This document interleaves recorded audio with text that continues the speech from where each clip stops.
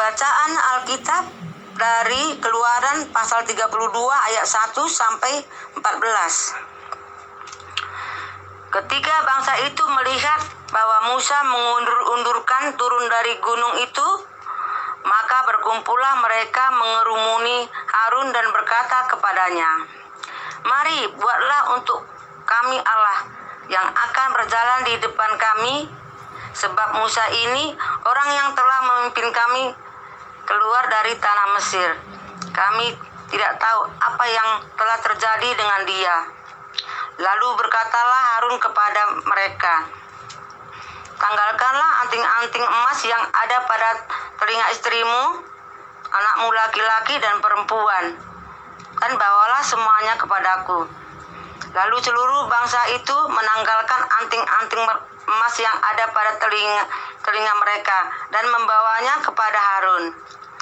Diterimanya itu dari tangan mereka, dibentuknya dengan pahat dan dibuatnya daripadanya anak lembu tuangan. Kemudian berkatalah mereka, "Hai Israel, inilah Allahmu yang telah menuntun engkau keluar dari tanah Mesir."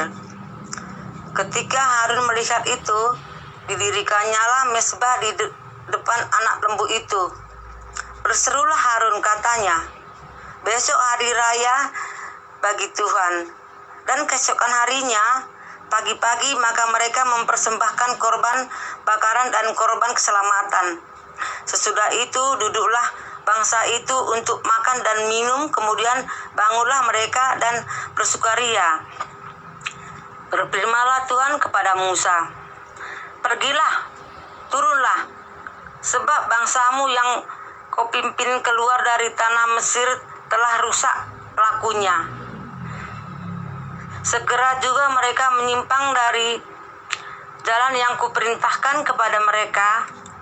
Mereka telah membuat anak lembu tuangan, dan kepadanya mereka sujud menyembah dan mempersembahkan korban sambil berkata, "Hai Israel,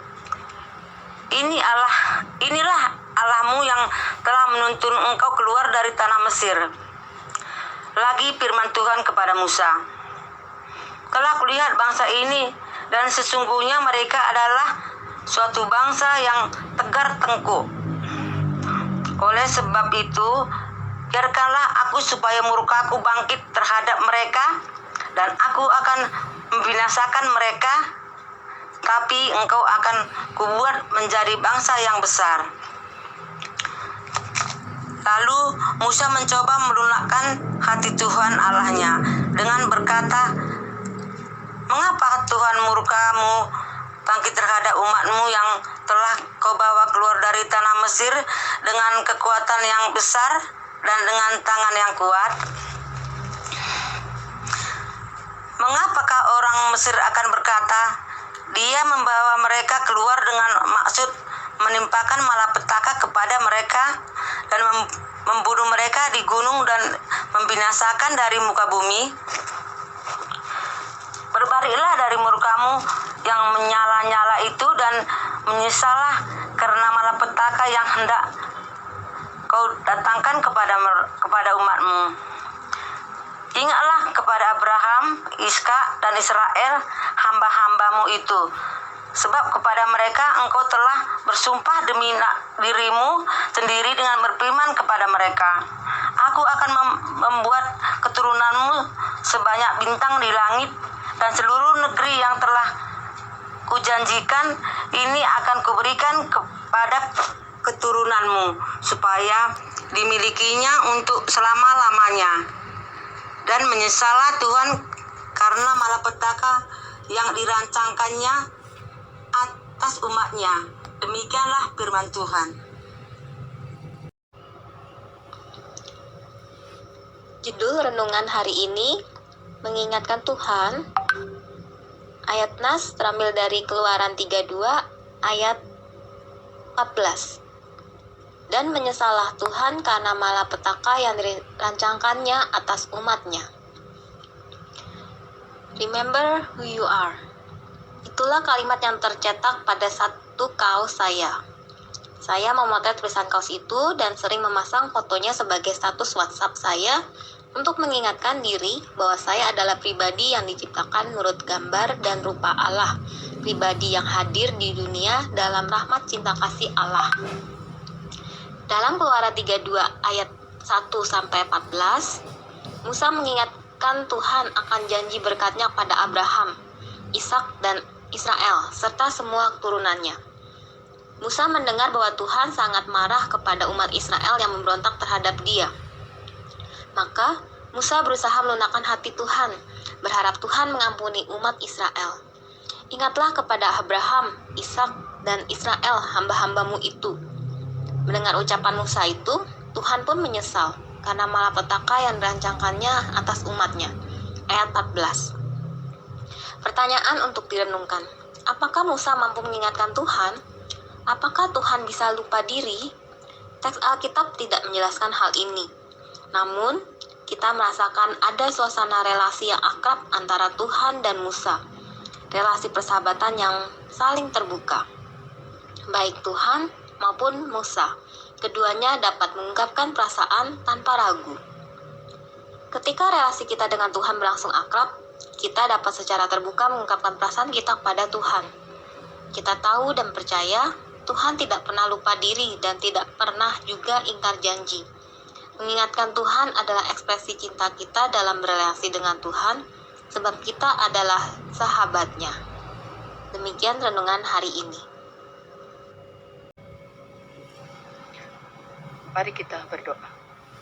Allah Bapa di surga, kami bersyukur Engkau adalah sahabat bagi kami yang selalu menolong kami dalam semua peristiwa kehidupan kami.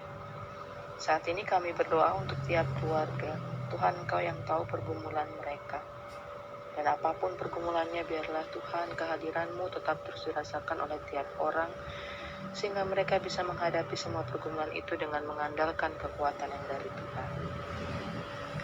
Kami berdoa juga untuk segala harapan dan cita-cita dari setiap orang.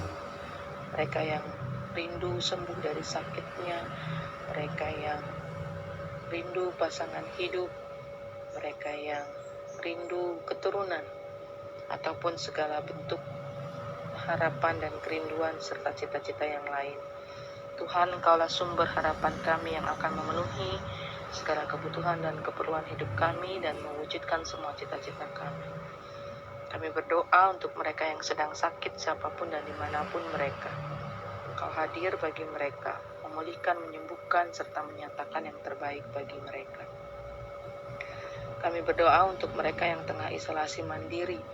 Pertolongan-Mu kiranya sungguh nyata atas mereka, sehingga mereka dapat melewati masa-masa isolasi mandiri dengan gembira dan sukacita, karena hati yang gembira adalah obat.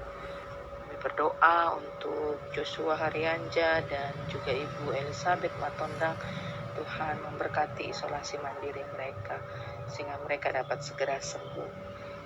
Kami berdoa juga Engkau memberkati seluruh nakes, dokter, perawat yang sedang menangani orang yang sedang sakit, apapun sakit mereka, yang DBD maupun yang tifus, mereka yang baru dalam tahap pemulihan. Tuhan yang memberkati sehingga mereka dapat segera dipulihkan.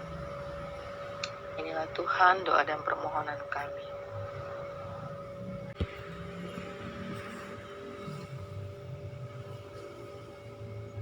Kami berdoa untuk gereja supaya para pelayan gereja semakin setia melayani dengan sepenuh hati untuk kemuliaan nama Tuhan, supaya program kerja gereja agar berdampak bagi banyak orang.